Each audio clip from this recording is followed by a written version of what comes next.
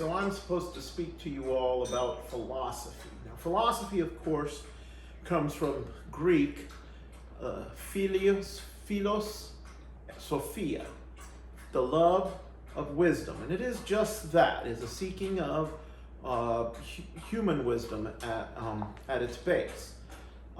Philosophy, of course, seeks to understand questions about existence, about knowledge, about how we learn, what we learned, and of course how those things can ultimately be valid. As such, it's divided into several different branches. And most people who study philosophy get a pretty early view of this. They study metaphysics, which is of course the branch of philosophy that deals with reality. How we can know what we know, what is the world made of. All those questions deal in metaphysics. Science broke off from philosophy. At one point, science was known as natural philosophy. It was a branch of philosophy. But now, of course, it's its own discipline, as is philosophy. But philosophy is not really something you study, it's something you do on a day-to-day basis. And that's what I like about it.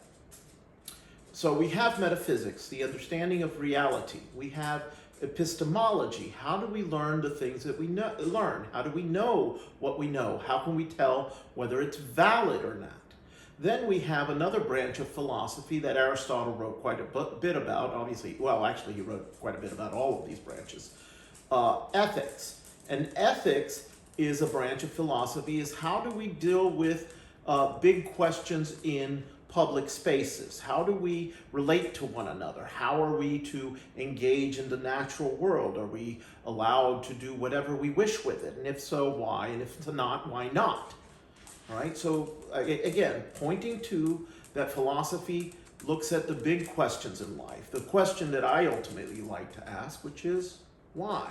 Why this, not that?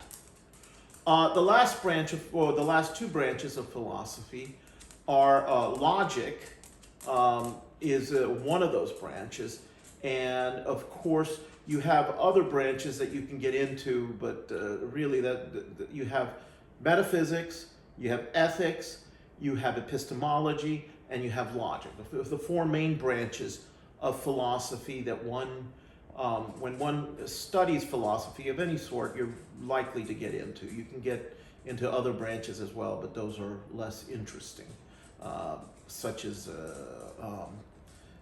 forms of logic and things of that nature. So as you go through life, each one of you will have a particular worldview. That is an understanding of philosophy. How you relate into the world, how you understand the world. Are things valid because they're ultimately true, or is there nothing that is ultimately true? Which is also a understanding of philosophy. So when you study philosophy, that's what you look at. Now, of course, my favorite philosopher is Plato. And Plato was, I think, the greatest of all philosophers. He writes all the dialogues that we know of Socrates. So a lot of what we know about Socrates is through Plato. And it is somewhat filtered through Plato if we forget that. But Socrates gives rise to the very notion of philosophy itself, that one loves wisdom. In this, he came to head with people known as the sophists. The sophists were among the world's first teachers. They thought that you could teach wisdom. Plato and Socrates certainly did not believe that. They said in the Apology, or rather Socrates says it through Plato, or Plato says it through Socrates in the Apology, that only the God is wise. In other words, that wisdom is something that comes from the divine, from the otherworldly, something that many people call, of course, metaphysics. But metaphysics, of course, is more than just looking at the otherworldliness of some things. Things like justice or love or things of that nature. Is there a God? Metaphysics deals with how do we view reality. How do we engage with reality? Now, there are such things as materialist ideas and consequential, and those can give rise, of course, to consequentialism, which is in ethics.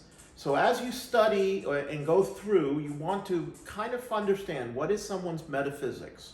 And then the next question you want to understand is what is their epistemology, because that's going to inform their ethics and ultimately the way they view logic and reason itself.